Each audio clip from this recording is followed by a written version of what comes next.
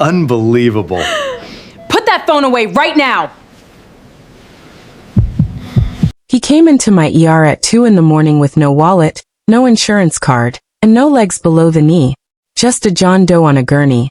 Dog tags cut from his neck by a paramedic in the field and dropped into a biohazard bin by somebody at triage, who never once looked closely enough to understand what they were holding. 2 attending doctors marked him stable, stepped back from his bed, and started filming. Not for his chart. For a group chat. Laughing at a man who couldn't lift his head off the pillow to defend himself. Mocking the scars on his body like he was content instead of a human being who'd bled for something. I was 9 days into this job. Nobody expected me to be the one standing between that man and the people who were supposed to be saving his life. But I leaned down next to his bed, close enough that only he could hear me, and I said one single word. The word his own teammates used to call him, halfway around the world, in a place I had absolutely no business knowing about, except that I did. His eyes opened for the first time since he'd been wheeled through those doors. This is the story of what happened after that word left my mouth. And exactly how 2 doctors who thought a nameless, legless stranger was beneath their notice ended up losing everything because of what they didn't know I already understood. Before I tell you what happened next, if this is your first time here, go ahead and hit subscribe, because this story is worth staying for all the way through. Like this video if you believe every patient deserves to be seen, share it with somebody who needs the reminder, and drop a comment below with the time and the city you're watching from. I read every single one, and I love seeing exactly how far these stories travel. Now let me take you back to the beginning of that shift, to understand exactly who Cedric Stokes really was, and exactly how close 2 careless doctors came to letting him die without ever finding out. My name is Danielle Reyes-Cole, and 9 days before this story happened, I'd started my first civilian nursing job at a hospital in Norfolk, Virginia, a city built around the largest naval base in the world, though I hadn't taken the job for that reason. I'd taken it because it was close to my mother, and because after 4 years as a combat medic in the Army, deployed twice overseas, I needed something that felt, on paper at least, a little more predictable than where I'd spent most of my 20s. I'd learned things overseas that no civilian nursing program ever fully teaches you. Not just the clinical skills, though those mattered plenty, but something harder to name. I'd learned what it looks like when someone is fighting to stay alive without any of the dignity people assume comes standard with an emergency room. I'd learned call signs, unit structures, the specific quiet language of people who'd served, the kind of details that meant nothing to most of my new civilian coworkers, and everything to the patients who occasionally came through our doors still carrying pieces of that other world with them. I hadn't told many people at the hospital much about my own service. 9 days in, I was still learning names, still learning the rhythm of a civilian ER that moved differently than the field hospitals I was used to, still trying not to stand out too much in a department that already had its own established hierarchy, its own comfortable rhythms, long before I arrived. I had no idea, walking into my 9th overnight shift, that everything I'd learned overseas was about to matter more than anything I'd learned in any classroom since. He arrived by ambulance at 2:07 in the morning. According to the chart I'd pull up later, brought in from a single vehicle accident on a rural stretch of highway outside the city. No identificación. No wallet, no phone that survived the crash, nothing to indicate who he was beyond the physical facts his body carried. A man in his late 30s, both legs amputated below the knee, prosthetics destroyed in the crash, extensive scarring across his torso and arms that told a story none of the emergency intake staff seemed particularly interested in reading. The trauma bay was chaotic in the specific way overnight traumas always are. A resident calling out vitals, a tech cutting away what remained of his clothing, the attending on duty at that hour moving quickly through the standard assessment protocol, without pausing long enough to notice anything beyond the immediate, obvious injuries from the crash itself. I wasn't in that initial bay myself, still finishing paperwork on a different patient down the hall, and I've thought since about how differently that first hour might have gone if I had been. The paramedic who'd brought him in mentioned, almost as an afterthought while handing off his information to the charge nurse, that they'd found a set of dog tags on him at the scene, cut free during initial treatment to check for chest trauma. Nobody flagged them as significant. Somebody, in the chaos of an overnight trauma intake, dropped them into a biohazard disposal bin along with gauze and cut clothing. A detail I wouldn't learn until much later, and one that would end up mattering more than anyone in that moment could have possibly understood. I asked afterward whether anyone remembered exactly who had disposed of them, hoping, honestly, to understand whether it had been carelessness or simple overwhelmed chaos. Nobody could say for certain. By the time anyone thought to look, the bin had already been collected for disposal, the tags gone along with it. He was logged into our system as John Doe, stabilized by the trauma team on arrival. A concussion, several fractures, significant blood loss from the accident, but nothing immediately life-threatening once the bleeding was controlled. By the time I came on for my rounds check at just past 3 in the morning, he'd been moved to a lower acuity bay, still unconscious, still unidentified, technically stable according to his chart. What that chart didn't capture was the 2 attending physicians standing at the foot of his bed when I walked in, phones raised, laughing. Dr. Alan Woodrow and Dr. Molly Sturgis had both been attendings at that hospital for years, well before I'd ever started, respected by most accounts, competent enough clinically that nobody questioned their medical judgment. What I walked in on that night had nothing to do with medical judgment at all. They were standing over the John Doe's bed, phones out, filming, laughing at something one of them had just said. A comment I caught only the tail end of, something crude about his missing legs, about the scars covering most of his upper body, delivered in the exact tone people use when they've decided, somewhere along the way, that a patient in front of them has stopped being fully human and started being content instead. "Look at this guy," Dr. Sturgis said, angling her phone for a better shot, entirely unaware, or entirely unbothered, by the fact that I'd just walked into the bay. No ID, no legs, probably homeless or strung out on something. This is going straight in the group chat. I stood in that doorway for a moment, feeling something cold and sharp move through me that had nothing to do with my 9 days of civilian nursing training, and everything to do with 4 years of watching people fight to survive with exactly the kind of dignity these 2 doctors were casually stripping away from a man who couldn't speak up for himself. "He's not homeless," I said, my voice steadier than I expected, given how much anger was sitting right behind it. "Those aren't accident scars. Those are combat scars, and I'd bet everything I own that man has more courage in one hand than either of you have shown in this entire room tonight." Dr. Woodrow lowered his phone slightly, mild irritation crossing his face rather than any real reconsideration. "He's a John Doe nurse. We don't know anything about him." "Then maybe," I said, "we should find out before deciding he's a joke." I asked both doctors to step out so I could complete a proper assessment, a request Dr. Sturgis granted with visible annoyance, muttering something under her breath about new hires overstepping as she left the bay. Alone with him, I did what I'd been trained to do overseas, long before I'd ever set foot in a civilian hospital. A careful, complete physical assessment that looked past the immediate crash injuries to everything else his body was quietly telling me. The scarring pattern across his torso wasn't random. I'd seen it before, on men and women I'd treated in the field. The specific signature of an IED blast, survived, followed by the kind of extensive surgical history you only get from military trauma care. The amputation sites, healed and scarred in a way that told me they were years old, not from tonight's accident, showed the distinct surgical technique I recognized from military medical facilities rather than typical civilian trauma surgery. I checked his personal effects bag, the few items that had survived the crash and made it to the hospital with him, and found, tucked in what remained of a jacket pocket, a small unit coin. A specific kind of military challenge coin I recognized immediately, one that belonged to a very particular community within the Navy, a community that trains for exactly the kind of missions that produce exactly the kind of injuries I was looking at. I leaned down close to him, checking his pupil response, and on instinct, on something closer to muscle memory than conscious decision, I said the one word that community used instead of a first name, the same way my own unit overseas had used call signs instead of given names in the field. "Frogman. Can you hear me?" His eyes opened. He was disoriented, heavily medicated, barely able to focus, but his eyes found mine, and something in his expression shifted.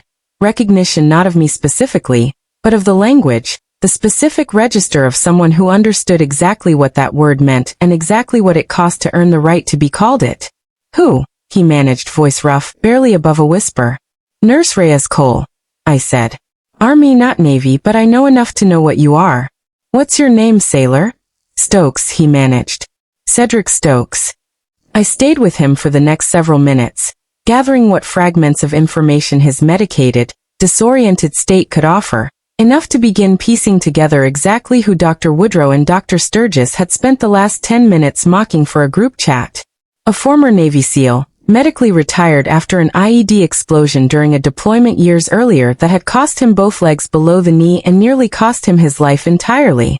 A man who had, by the fragments he managed to share and the physical evidence his own body carried, survived something most people couldn't fully comprehend, only to end up unconscious and unidentified on a gurney, being laughed at by two doctors who'd decided his missing legs made him beneath their basic professional respect. I asked if there was anyone I could contact for him. He gave me, haltingly, a name and a number, a former teammate, still active duty, stationed locally at the naval base less than 20 minutes from our hospital.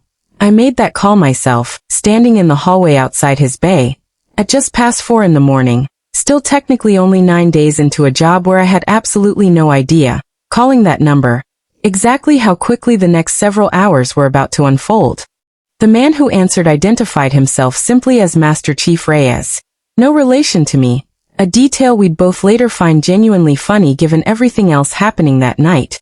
And the moment I explained the situation, gave Cedric's name, and mentioned the word I'd used to reach him, his entire tone shifted from groggy irritation at a 4 a.m. phone call to immediate, focused urgency. You said Stokes. Cedric Stokes. You're certain? I'm certain, I said. He's stable, but he's alone, and I need to tell you something else, because I don't think it's right to keep it from you. 2 of the doctors here were filming him for a group chat before I found him. Mocking him. I don't know if he was aware of it or not, given how medicated he was, but I was, and I need somebody who actually knows this man to understand exactly what he was walked into tonight. There was a long pause on the line, followed by a controlled, quiet fury I recognized immediately, having heard that exact same tone from my own commanding officers overseas more than once. I'm calling this in through proper channels, Master Chief Reyes said. Medical control, his unit's family liaison, and I'm coming down there myself within the hour. Nurse Reyes Cole, you said? Yes, sir. Do not let those 2 doctors near him again unsupervised. I'm documenting this call, and I need you to hold on to anything you saw tonight. This isn't going to stay quiet. By 6 in the morning, our ER had transformed in a way I'd genuinely never seen in my 9 days on the job. Master Chief Reyes arrived first, in uniform, moving through our hallway with an authority that had every staff member, including our shift supervisor, straightening up without needing to be told why. Behind him came 2 more active duty sailors, part of Cedric's former unit's support network, followed shortly by a Navy liaison officer whose specific job, I learned, involved exactly this kind of situation. Service members, particularly wounded veterans, who ended up in civilian medical care without proper identification or advocacy. Word moved through the hospital administration quickly once Master Chief Reyes formally identified Cedric Stokes, requested his full medical record, and specifically, deliberately, asked to review the treatment notes and any documentation from his initial hours in our care. I was called into a meeting with our hospital's chief of medicine before my shift even officially ended, asked to give a full, detailed account of exactly what I'd witnessed in that bay before I'd intervened.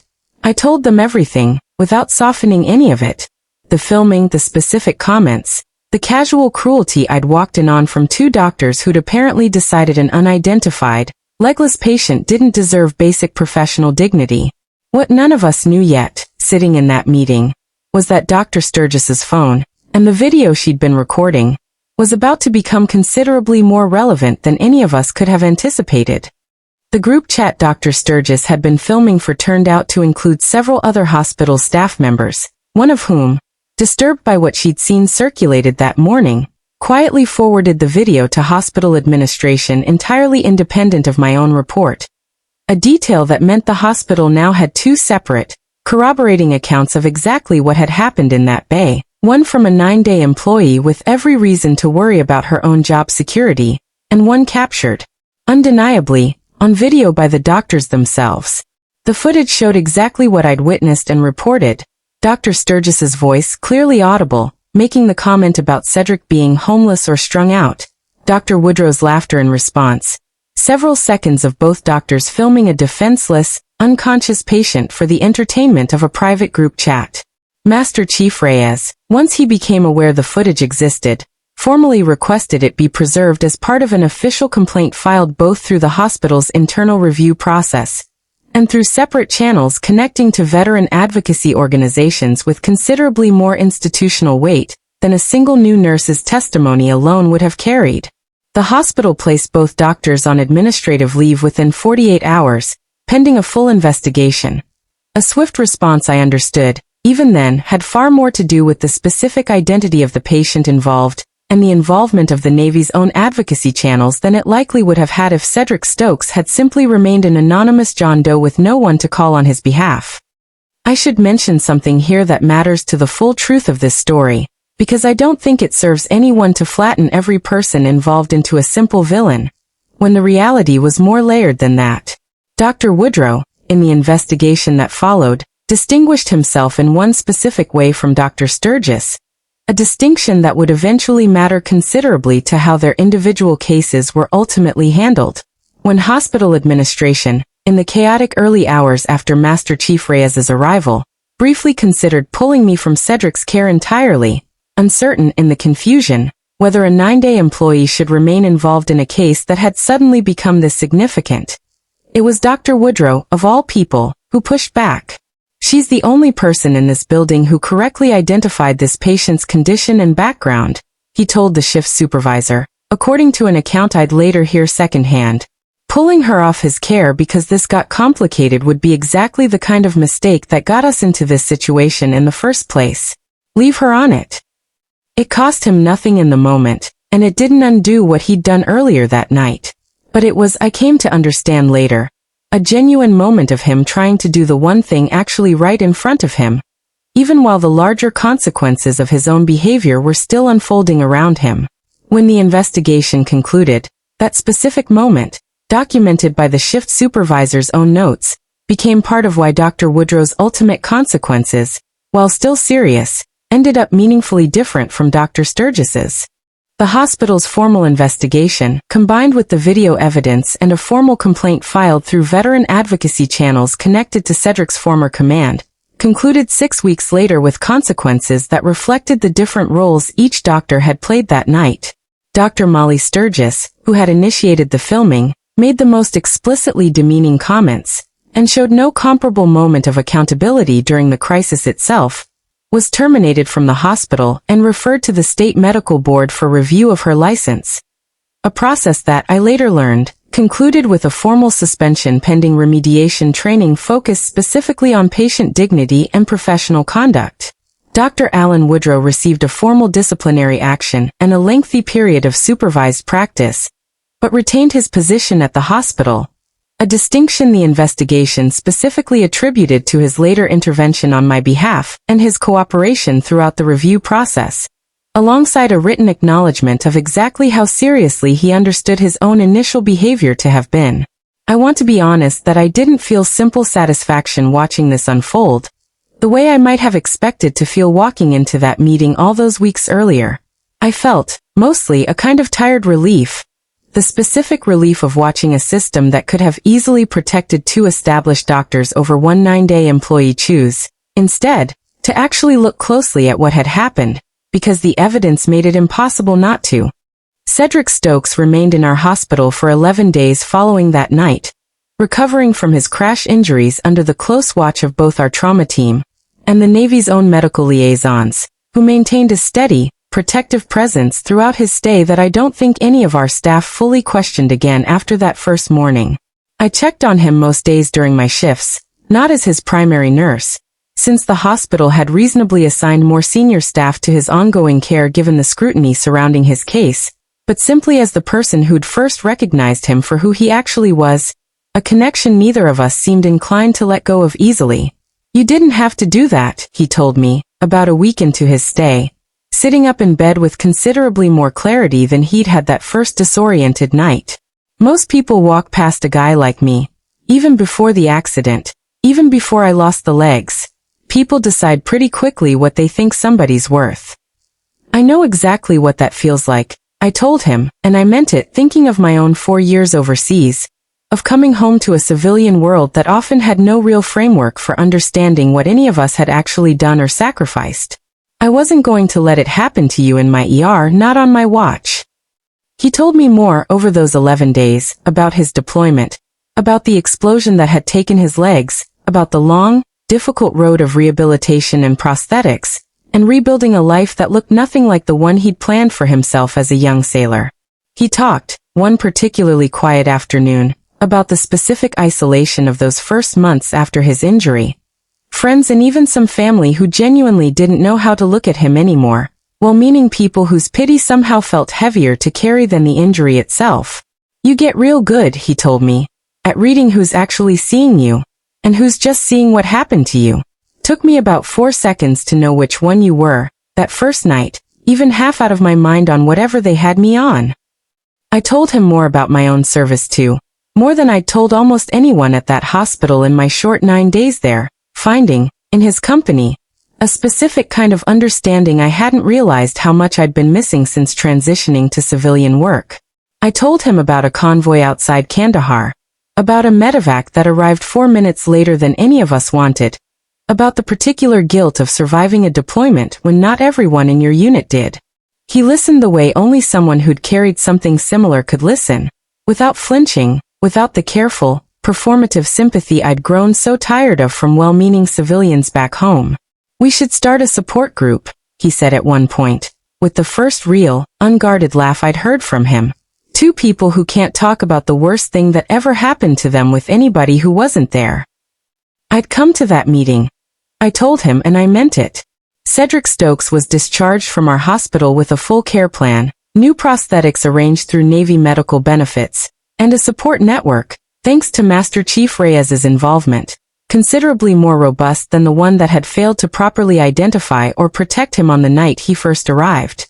He still comes back to visit occasionally months later, not as a patient, but simply to check in.